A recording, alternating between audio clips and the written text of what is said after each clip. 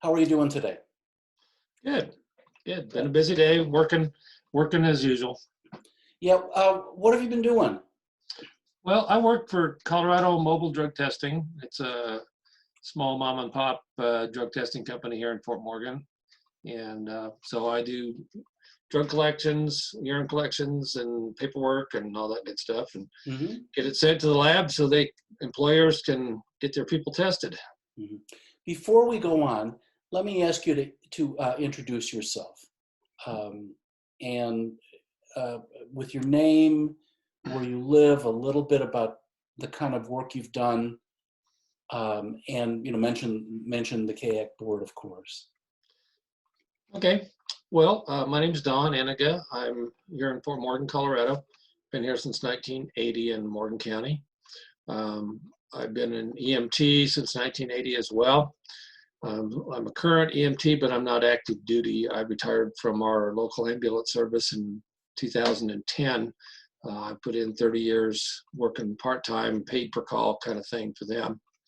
I also spent 22 years as a EMT instructor coordinator at Morgan Community College from 96 until just a little past 2016. So I did that. And so I retired from there in the end of 2016, and I'm an American Heart instructor. So I teach American Heart, CPR, first aid, basic life support, etc.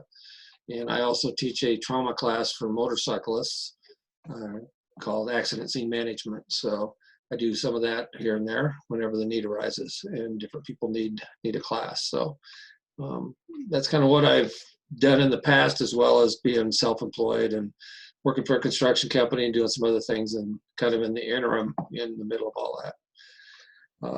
I've been on the CAHEC board since I think it was 2003 or 4. I'm not 100% sure on the date on that.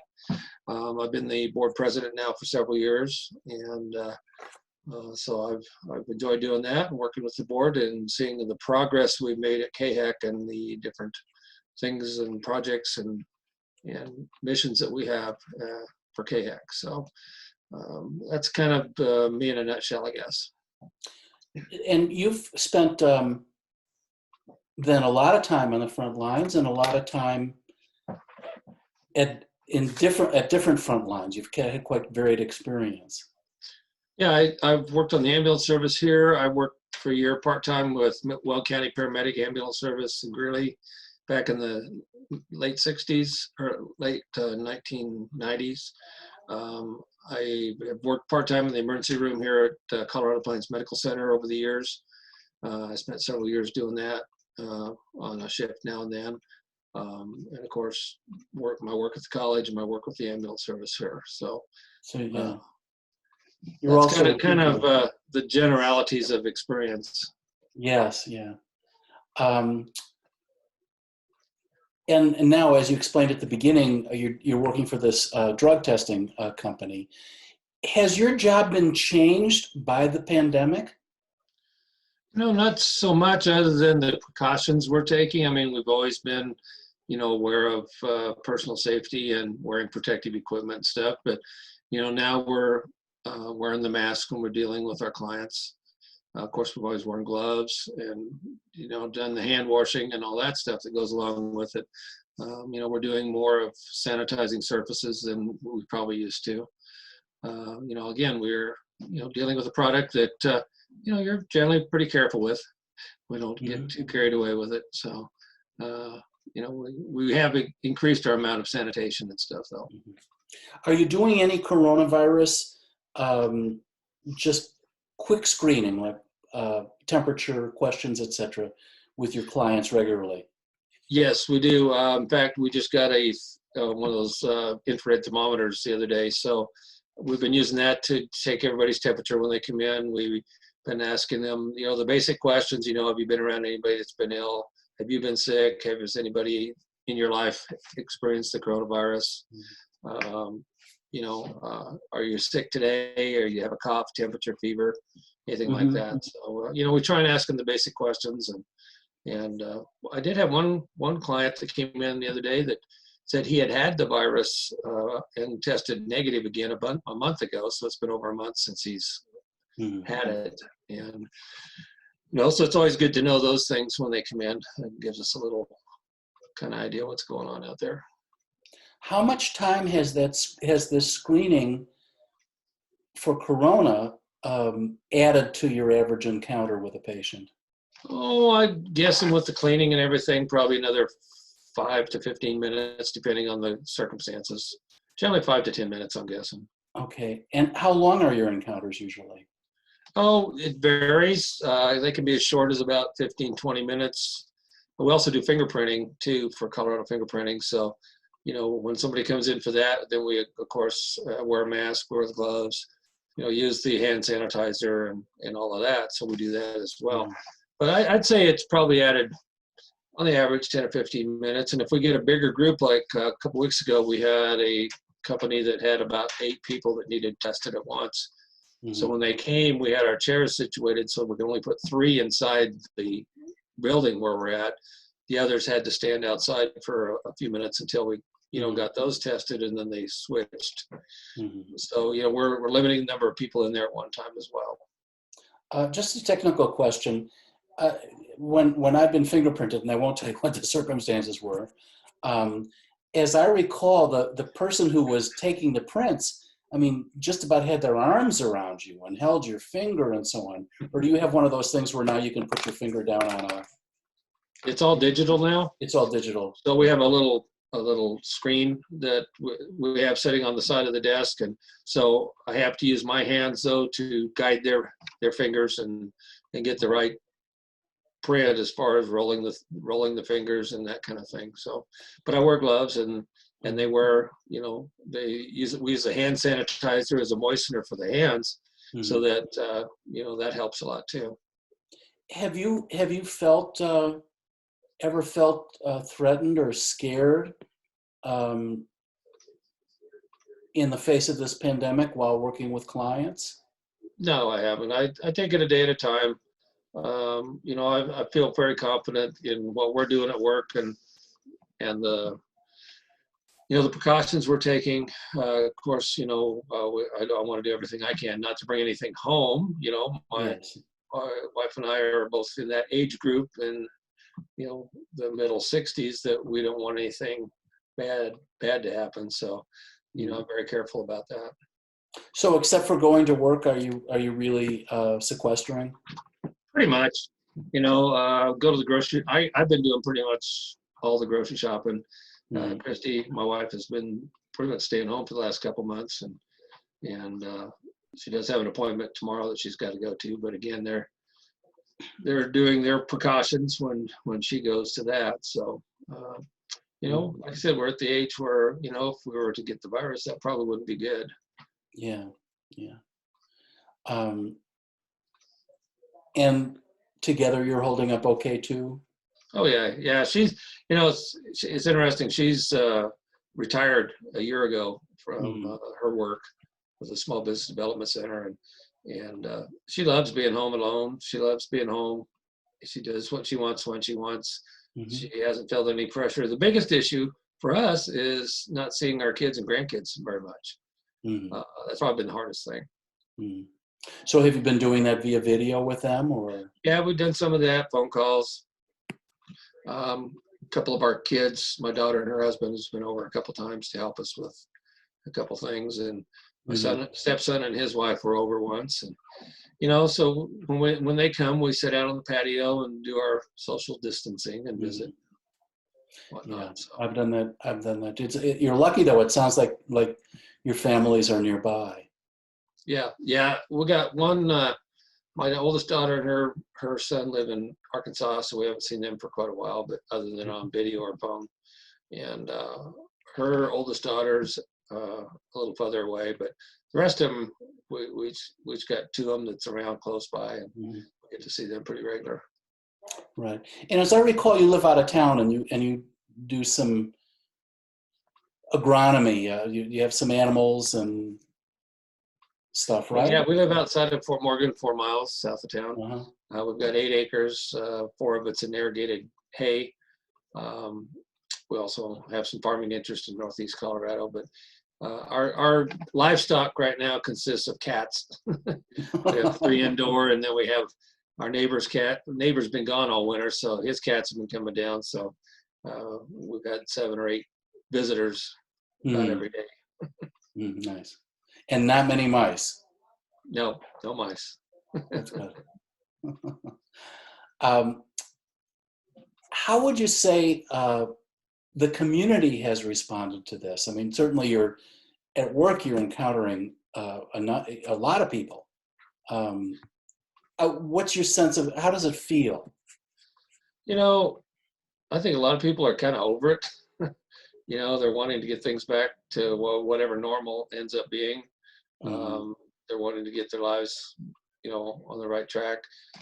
That plus, our community is agriculture and a lot of oil and gas related businesses, and the oil and gas industry has been hurt hard. Yes. With not only the coronavirus but the drop in oil prices, and so there's been a lot of people laid off, and a lot of oil companies aren't doing much right now. Agriculture, the prices are down and stuff, so that's been kind of hard on all the ag folks.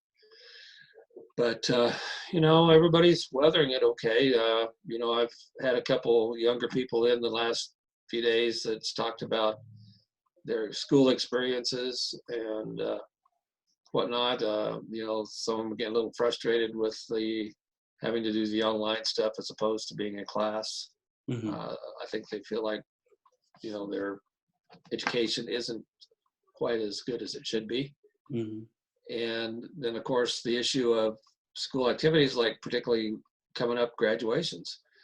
We've got some people in the community there I think are a little upset about our local school district in their perception, hasn't done much to figure out the graduation thing, where other school districts may have. So, that's something they'll have to do. But I know some of the school districts around have kind of figured out what they're going to do for graduations for their seniors.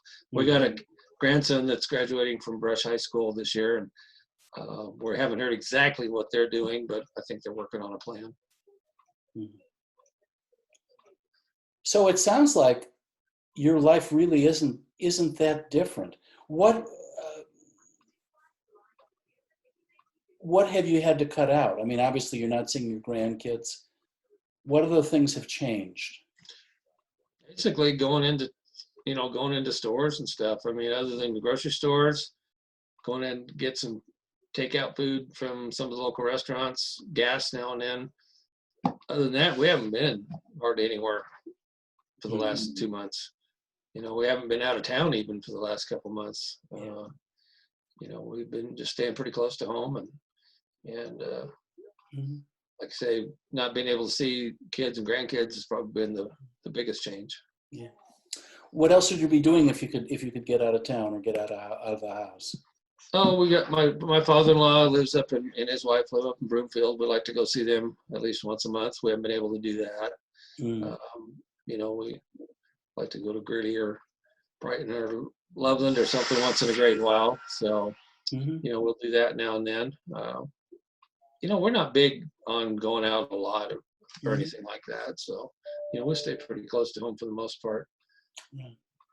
And our next CAHEC board meeting. We're motorcyclists, and I belong to a couple different groups that do rides and stuff. And of course, all that stuff's been canceled.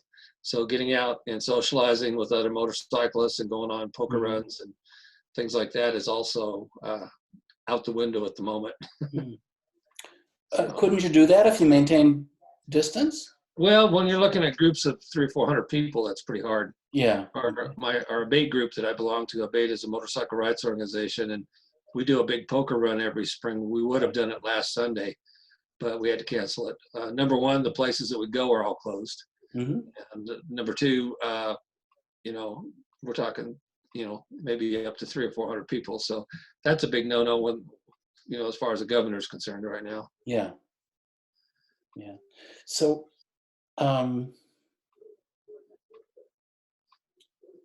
do you have a sense of how long this is going to go on? I mean, we're all reading stuff, and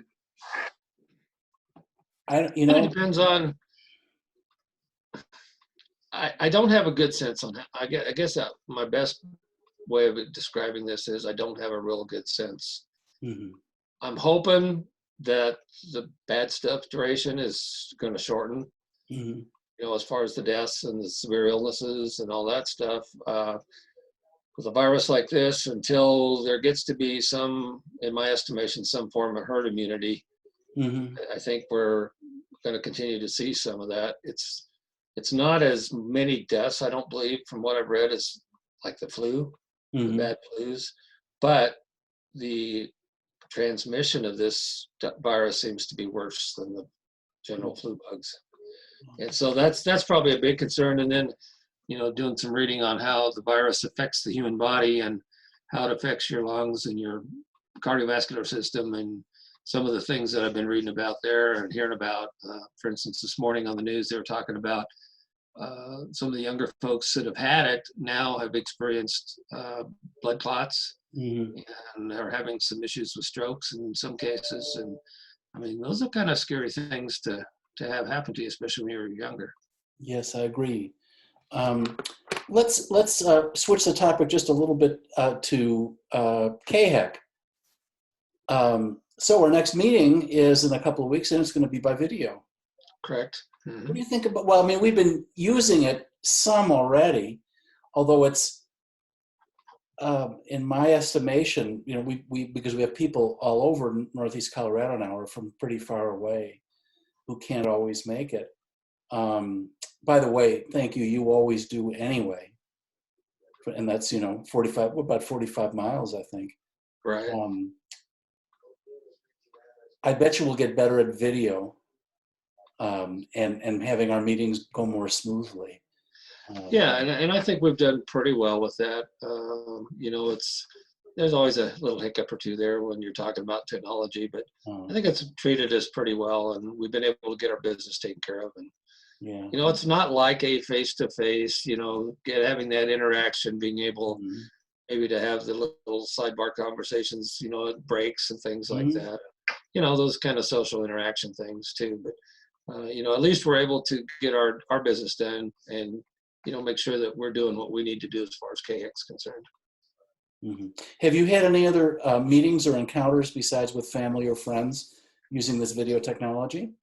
Yeah, like I said, I belong to Abeta, Colorado. It's a motorcycle rights organization, and we have our state board meetings every other month. Our last meeting was in March, and we did that via Zoom as well. And And how's that going? Oh, it's going okay. I mean, one of the issues there is, we do a lot of rider education classes, and the sites that we do those on are all educational sites like schools and colleges and stuff. And we haven't been able to use any of those for a while. Mhm. So our classes have all had to been canceled for a while. So we're looking forward to getting some of that going again. Mhm. So again, that's part of this whole thing about, social distancing and making sure you don't have too big of groups, and you got to have a site that you can go to. Mhm. Yeah, I think we're all going to be doing things somewhat differently after this. For one thing, we're going to be using a lot more of this technology. Oh, I think you're right. Yeah. And I think something else is going to have to come about better. And I'm not speaking as a teacher anymore, but I've had experience with working with distance education stuff. And when I was teaching at the community college, we did some video stuff like this. We've done some online technology where people could do some of their work online and whatnot. And what I'm hearing and seeing from like my grandkids that are doing stuff online right now, I've talked to some young people that are coming in to do testing for summer jobs and stuff, and they're talking about what their experiences has been online. And it's been a tough thing for a lot of folks, and I think the public school teachers particularly got thrown into this pretty hard and fast, and it's been a big challenge for them. And I've talked to a couple of them as well that from their perspective, they've done the best they can with it, but I think there's still a lot of gaps that need filled as well, they get used to the technology and figure out how to best utilize the different tools that are there. so you had before all of this, you had done teaching using some of these technologies. Yeah, when I was at MCC, I was the EMT instructor and coordinator. fact, my last full-time class that I had a class in one location, and I had a student or two in another location. And so we were using the video system, just like you and I are doing right now. Mm. And we had an online component to the class so that students could do a lot of their outside work online, as well as their quizzes and tests and whatnot. So, you know, that stuff we've used for a fair amount of time, particularly at the community college system. But like I said, getting to the high schools and even down to the elementary schools, I think they haven't used that near as much, and I think it shows. Mm-hmm. Well, and how about all those kids that don't have broadband connection, or maybe even don't have any kind of computer at home? Yeah, and that's another issue out there as far as the public school students. Yeah, you know, with the community college stuff, most of the time they have ways of helping students, you know, get lined up with that stuff. But you know, when you're looking at the numbers of students you're looking at in the public school system, that's a lot harder task. Mm-hmm. And I think there's probably been some issues there, and I don't know how they're handling that. I haven't been involved in that, so I'm not sure what they're doing with that.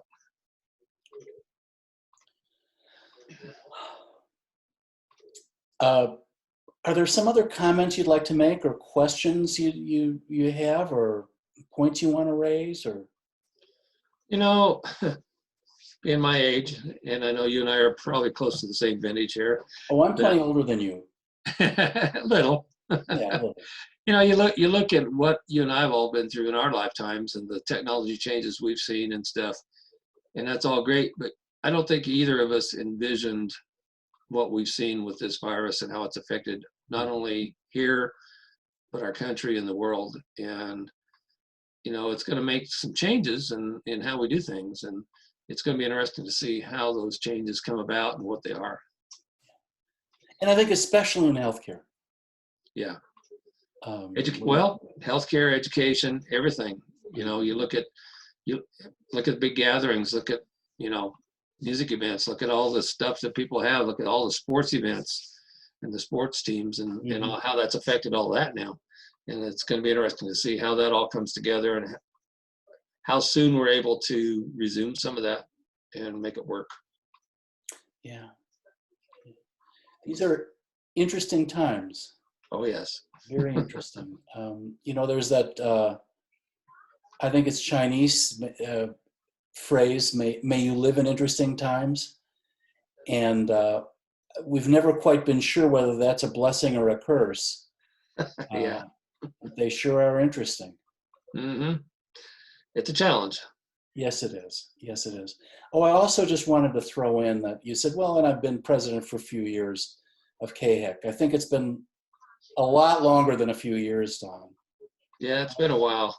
Yeah, and we owe so much to you, and I want to thank you for posterity. You know, we're hoping that these videos will be out there for people to view for a long, long time, to use them for research, for historical research, for scientific research, whatever.